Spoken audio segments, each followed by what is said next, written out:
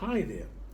As a continuation of our discussion about the shareholders and the stakeholders and the board of directors, and yesterday I have chosen a question which I call it a good question because it was within our discussion and we gave a brief answer, and I hope it is the message is received and the answer is quite good. But today I'm going to talk about a new system, and I call it intelligent system. In fact, it is an excellent one of a brilliant system which is called the SAOG, which stands for Stakeholder Accountability Oriented Governance. That system came in fact after many investigations and many studies, especially after the financial scandal. Of course, it is started in the United States. It is applied nowadays by most United States corporation, some of the British and a few Japanese companies, and also a few of the Western countries, but I didn't find it in the Arab world corporation. That system, it's in fact based on merging both the governance and the accountability together. And they say that, well, the safeguard the interests of the stakeholder by the board of directors now become an old matter. As I say, in the United States, most of the organization applied after the scandals, after the financial debacles and the financial scandals. But the United States government also put some pressures after the studies of the academic who in fact brought this system into account.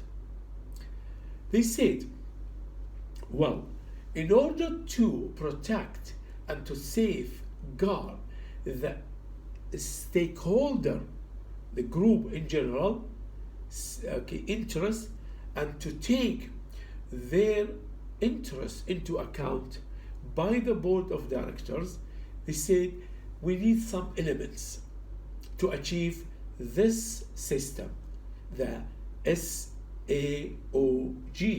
system or process, as sometimes it is called.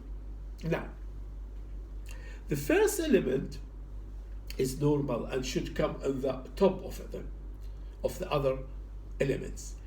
That system is saying that, or the first element that the board of director must take into account the interest of the stakeholder in their visions, mission, strategy, conduct, practice, the compliance mechanism, the feedback program or system, you name it.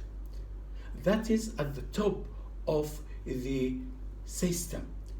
But in order to do that, also the board of directors, they need the other members in the organization to help them to achieve that. Of course, they cannot do it themselves. So they need something called guidance based on feedback. Now, the board of directors have to give some guidance to the other directors, to the executive, to the accountants or professional accountant, both internal and external.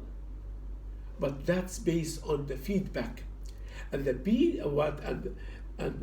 that guidance, which is based on feedback, will take us to the third element. The third element also, they said, we need the help of the internal auditors to report on the wrongdoings, both financial and non-financial wrongdoings. And this group or these auditors or internal auditor who are responsible, in fact, on the internal control of the organization, they are reported to the audit committee of the board of directors, as well as to the CFO or the CEO of the organization. Again, that is not enough. We need also another element. They say, okay, you have somebody call, or you should, okay, give the responsibility to a person called the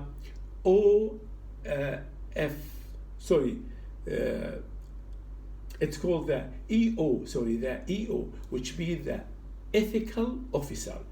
Ethical officer, of course, should be, in fact, take care of, again, the wrongdoing based on the complaints and based on what he or she received, okay, from the whistleblowers.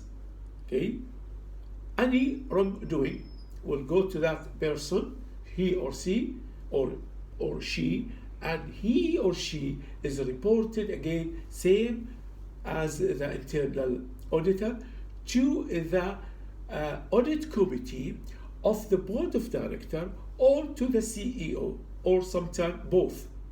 Okay, again, that's, they say, still it is not enough. We need also other to help us. I say take the next element, which is external auditors or professional accountant. Again, they are responsible on, let's say, guiding the organization on the financial, again, wrongdoings. And they are, in fact, reported to the board of directors, but they are not allowed to interfere into the internal matters or problems or wrongdoings, only the financials. Okay, wrongdoings, they reported to the board of directors. Again, that's together. They say all these members are working together with the board of directors within an ethical culture, as we discussed it before. So that will, in fact, reduce the wrongdoings. It will reduce the financial scandal. It will reduce, say, say, any conflicts within the organization. And if an organization, especially the giant organization, if they don't do this system or these elements to apply them together, they will lose the, let's say, the support of one or more of the stakeholder. Take this example. If, for example, an organization do not put more or enough emphasis on their customer safety, or on their, in fact, or on their feedback, or on their value, or if the company has a continuous short-term profit only, of course they will lose the support, okay, of the customer. Therefore, in fact, within an ethical culture, they work together from the board of directors plus this team. They, in fact, must work and safeguard, okay, the stakeholder interest, or they take into account for any steps, as I mentioned them, in their account. They should take all these elements and all their duties, or their function, or their relationship, okay, in the stakeholder, in fact, let's say orientation. They work together to serve the stakeholder and to take into account the stakeholder interest in general. Thank you and see you soon.